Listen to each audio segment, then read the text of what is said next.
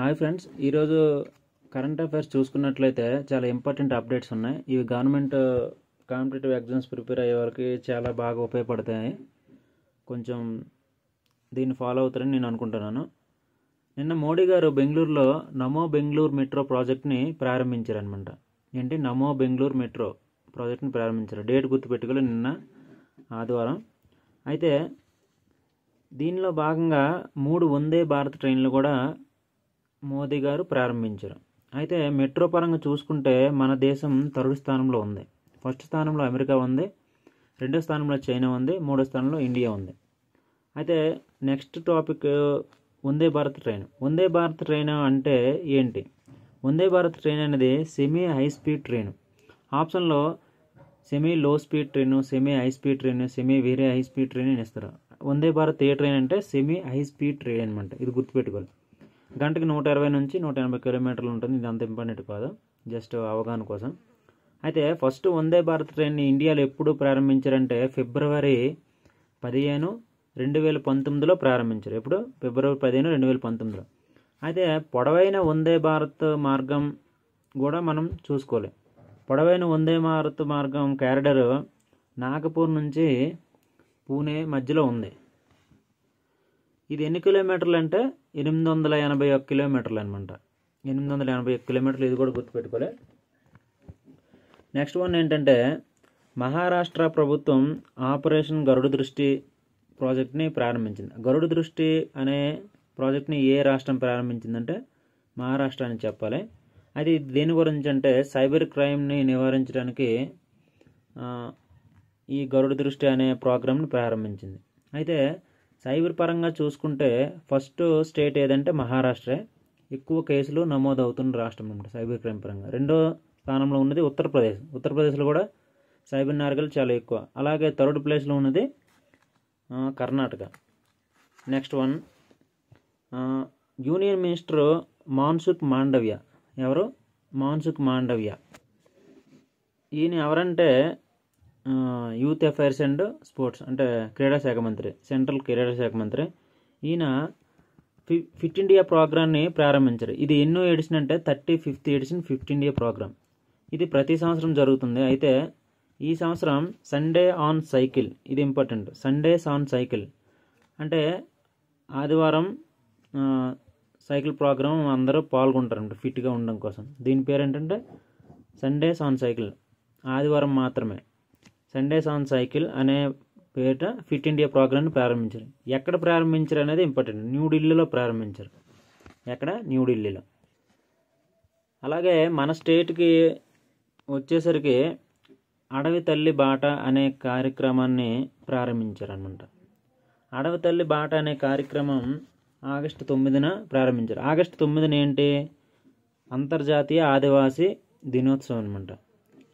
So దాన్ని గుర్తుగా చేసుకొని ఆంధ్రప్రదేశ్ ప్రభుత్వం అడవి తల్లి బాట అనే ప్రోగ్రామ్ను ప్రారంభించారు.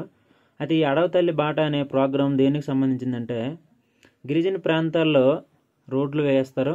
అలాగే ఇన్ఫ్రాస్ట్రక్చర్ డెవలప్మెంట్ చేయడానికి అడవి తల్లి బాట అనే ప్రోగ్రాం స్టార్ట్ చేశారనమాట.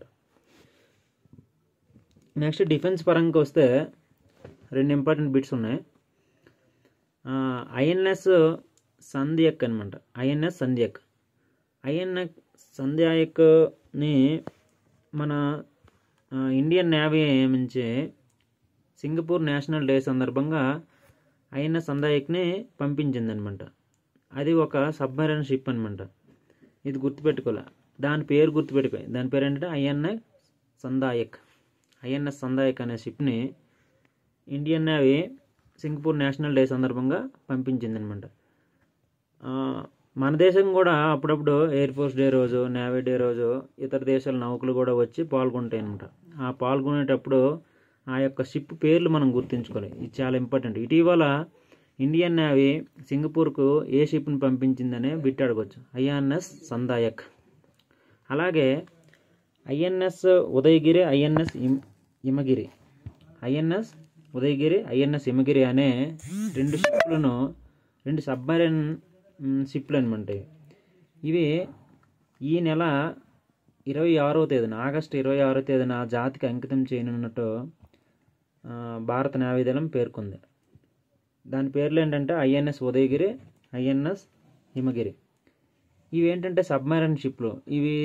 దీనికి సంబంధించి డీటెయిల్స్ ఏంటంటే ఇవి శత్రుజలాల రక్షణకి, ఇవి అటాక్లను ఆపడానికి, అలాగే అటాక్ చేయడానికి ఈ సబ్మెరైన్స్ ఉపయోగపడతాయి అన్నమాట. దాని పేర్లు ఐఎన్ఎస్ ఉదయగిరి, ఐఎన్ఎస్ హిమగిరి. అయితే ఏ బేస్లో ఇవి అంకితం చేయబోతున్నారంటే మన విశాఖపట్నంలో అనమాట. మన విశాఖపట్నం బేస్లోనే, నేవల్ బేస్లోనే ఇవి ఉంటాయి. ఇది ఇంపార్టెంట్ అనమాట.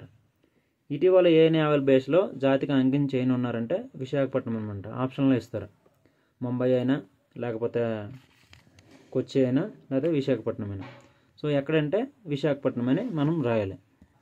అలాగే ఇంకొక ఇంపార్టెంట్ బిట్ ఏంటంటే వైజాగ్కి చెందిన బిఎస్ రెడ్డి గారికి, వైజాగ్ చెందిన బిఎస్ రెడ్డి గారికి ఇంటర్నేషనల్ మెరిలిస్ అవార్డు అనేది వచ్చింది. ఇంటర్నేషనల్ మెరిలిస్ అవార్డు ఎందులో ఇస్తారంటే